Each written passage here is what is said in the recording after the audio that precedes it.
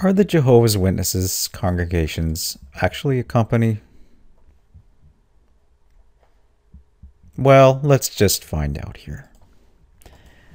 This is from a country in the continent of Africa called Namibia. This website's called newera.com.na. And we're going to find out a little bit more about the Jehovah's Witnesses and how they function. If you are researching this cult, you'll see what is happening in Namibia. Okay, let's read this. The Christian Congregation of Jehovah's Witnesses of Namibia might have to start compensating its employees as stipulated by the country's labor law after it lost a labor case in the High Court yesterday. Uh-oh, not another one. They're on a bad stream of records here lately. The congregation dragged the Social Security Commission to court in May 2016 after the commission refused to deregister the church as a company and employer. The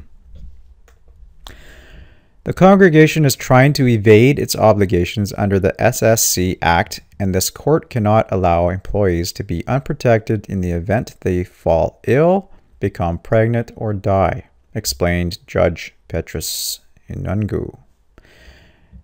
Now, just to break into this a little bit, I remember seeing a news clip in Canada where a voluntary worker for the regional committee got injured in a hall build.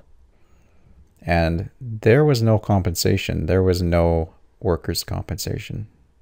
He had to pay his medical bills by himself. He was severely injured. And if I can find the clip, I will add the link or tag it on to this video. Okay, carrying on. The congregation approached the High Court, stating that its followers are not employees, and thus the congregation cannot be regarded as an employer, and it does not regard itself as one.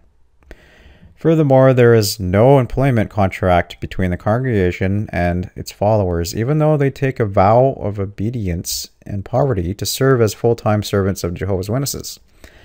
According to SSC, the followers are regarded as employees as the congregation registered the church itself as a company. Well, there you go. They registered as a company.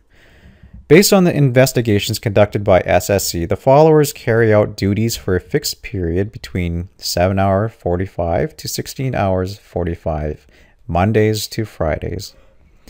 Each follower receives a non-negotiated allowance of $940 per month for the work or time spent performing duties. The investigations further reveal that the followers are mandated to give a 1-month notice should they wish to terminate their services with the church.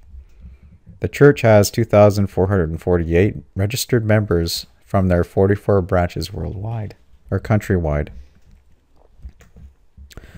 The court agrees with SSC that the allowances comply with Section 1 of the Labor Act, said the judge. Section 1 of the Labor Act states that any person performing duties and rendering services is entitled to receive a remuneration. However, the church argued that there is no employment relationship as the members have voluntarily devoted their lives to serving God, and carrying out their duties is merely a lifestyle and not a job, even though they failed to explain why they registered themselves as an employer. Whoops, kind of missed that detail that they were guilty of. The congregation cannot pick and choose which laws should apply to them and which may not. It is evident. I'm going to keep that in. The congregation cannot pick and choose which laws should apply to them and which may not. It is evident that an employment relationship exists between the two parties, explained Inungu, adding that the church cannot get a free card just because it is doing the work of God. So it's proven in court. The Congregation of Jehovah's Witnesses acts as a company, and there's consequences. They're not exactly doing business legally, are they?